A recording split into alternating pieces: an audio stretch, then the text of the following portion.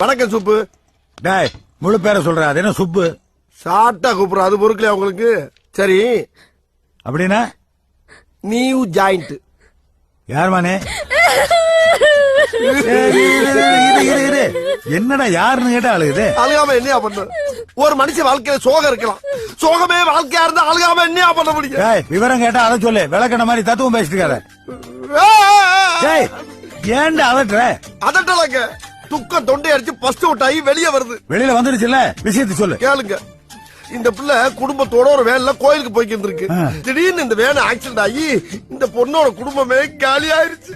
ஏதோ தெய்வ அதினமா இந்த பொண்ணு மட்டும் உயிர் பொழைச்சு ரோட்ல அனாதையா நின்னுக்கிறது.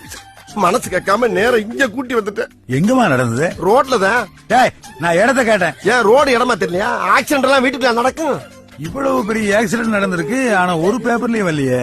சரி, எந்த பேப்பர்லயும் போடாத விஷயம் உனக்கு எப்படி தெரிஞ்சது? அங்க நான் ஒண்ணுக்கு இருக்க போனேங்க. ஆக்சிடென்ட் நடந்த இடத்துல ஒண்ணுக்கு போன? ஒண்ணுக்கு இருக்க போன இடத்துல ஆக்சிடென்ட் நடந்துச்சு. சரி.